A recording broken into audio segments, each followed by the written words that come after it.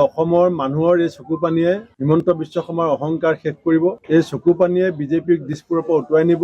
মই নিজেও আমাৰ কেইবাজনো সাংবাদিক বন্ধু তাত অত্যন্তভাৱে আক্ৰান্ত হৈছিলে আৰু মৃদুল ইছলাম আক্ৰান্ত হোৱাৰ পিছত হস্পিটেললৈ যোৱাৰ পথত মৃত্যু হৈছে। আজি চৰকাৰে বিভিন্ন ধৰণৰ মিছা কথা কৈ আছে যে আন্দোলনৰ কাৰণে পাৰ্মিশন লোৱা নাছিলে। কোনোবাই কৈছে মৃদুল ইছলামৰ গা বেয়া আছিলে। গা বেয়া থকা মানুহে কংগ্ৰেছ জিন্দাবাদ, স্মাৰ্ট মিটাৰ নালাগে ইমান জোৰছে শ্লোগান দিব পাৰে নেকি? গুৱাহাটী চিটি কমিশনাৰে কৈছে তেওঁ অসুস্থ, তেওঁ ডাক্তৰ নেকি? চিটি কমিশনাৰ IPS, তেওঁ MBBS MS নহয়।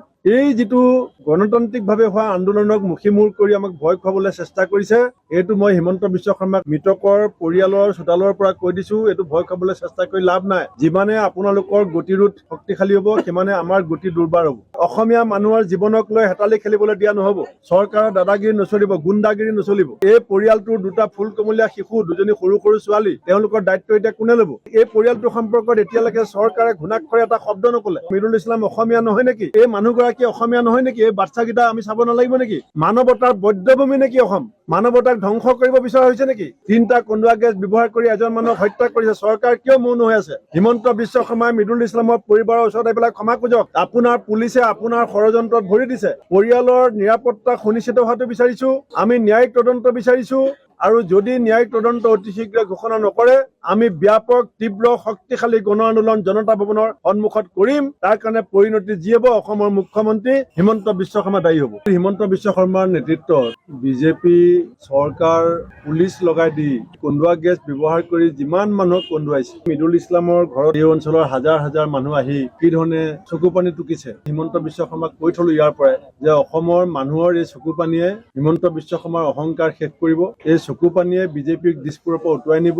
মৃদুল ইছলামৰ অপৰাধ কি আছিলে? মৃদুল ইছলামৰ অপৰাধ আছিলে যে গোটেই ভাৰতবৰ্ষত 72 লাখ স্মাৰ্ট মিটাৰ লগাইছে। তাৰে 32% স্মাৰ্ট মিটাৰ অসমত ব্যৱহাৰ কৰা হৈছে। 23,70,000 পৰিয়ালৰ ঘৰত জবৰদস্তি প্ৰিপেইড স্মাৰ্ট মিটাৰ লগাই সাধাৰণ দুখীয়া নিচিলা খাটি খোৱা মানুহখিনিক যিধৰণে শোষণ কৰা হৈছে। চৰকাৰৰ নিৰ্দেশ আছে যে গ্ৰামাঞ্চলত স্মাৰ্ট মিটাৰ ব্যৱহাৰ কৰিব নালাগে, কিন্তু হিমন্ত বিশ্ব শৰ্মাই কাৰো কথা নুশুনে। চৰকাৰ চলাবলৈ তেওঁ ডাবল ইঞ্জিন চৰকাৰ বুলি কৈ পইচা গোটাব নোৱাৰে, ধাৰ লৈ চৰকাৰ চলাইছে। এতিয়া গাঁৱত বসবাস কৰা সৰ্বসাধাৰণ মানুহক শোষণ কৰিবৰ কাৰণে স্মাৰ্ট মিটাৰক এটা হাথিয়াৰ হিচাপে ব্যৱহাৰ কৰাৰ যিটো বিজেপিৰ ষড়যন্ত্ৰ, তাৰ বিৰুদ্ধে প্ৰতিবাদ কৰিবলৈ যাওঁতে একে জেগাতে 3টা কন্দুৱা গেছ একে সময়তে দিয়াৰ কাৰণে মই নিজেও আমাৰ কেইবাজনো সাংবাদিক বন্ধু তাত অত্যন্তভাৱে আক্ৰান্ত হৈছিলে আৰু মৃদুল ইছলাম আক্ৰান্ত হোৱাৰ পিছত হস্পিটেললৈ যোৱাৰ পথত মৃত্যু হৈছে। আজি চৰকাৰে বিভিন্ন ধৰণৰ মিছা কথা কৈ আছে যে আন্দোলনৰ কাৰণে পাৰ্মিশন লোৱা নাছিলে। কোনোবাই কৈছে মৃদুল ইছলামৰ গা বেয়া আছিলে। এটা টিভি চেনেলত মৃদুল ইছলামৰ শেষৰ যিটো আন্দোলনৰ মুহূৰ্ত প্ৰকাশ পাইছে। গা বেয়া থকা মানুহে কংগ্ৰেছ জিন্দাবাদ,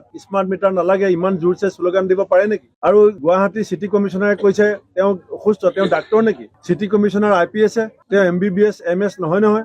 এই যিটো গণতান্ত্ৰিকভাৱে হোৱা আন্দোলনক মুখিমূৰ কৰি আমাক ভয় খুৱাবলৈ চেষ্টা কৰিছে, এইটো মই হিমন্ত বিশ্ব শৰ্মাক মৃতকৰ পৰিয়ালৰ চোতালৰ পৰা কৈ দিছো, এইটো ভয় খুৱাবলৈ চেষ্টা কৰি লাভ নাই। যিমানে আপোনালোকৰ গতিৰোধ শক্তিশালী হ'ব, সিমানে আমাৰ গতি দুৰ্বাৰ হ'ব। অতি শীঘ্ৰে মৃদুল ইছলামৰ মৃত্যুৰ ন্যায়িক তদন্ত আমি দাবী কৰিছো। অসমীয়া মানুহৰ জীৱনক লৈ হেতালি খেলিবলৈ দিয়া নহ'ব।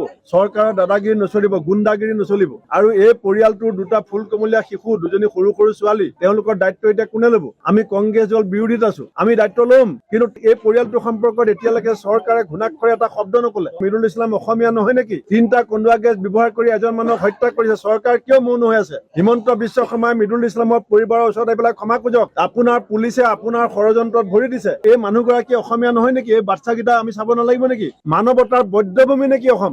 মানৱতাক ধ্বংস কৰিব বিচৰা হৈছে নেকি? আমি ন্যায়িক তদন্ত বিচাৰিছো, পৰিয়ালৰ নিৰাপত্তা সুনিশ্চিত হোৱাটো বিচাৰিছো আৰু যদি ন্যায়িক তদন্ত অতি শীঘ্ৰে ঘোষণা নকৰে, আমি ব্যাপক তীব্ৰ শক্তিশালী গণ আন্দোলন জনতা ভৱনৰ সন্মুখত কৰিম। তাৰ কাৰণে পৰিণতি যি হ'ব, অসমৰ মুখ্যমন্ত্ৰী হিমন্ত বিশ্ব শৰ্মা দায়ী হ'ব।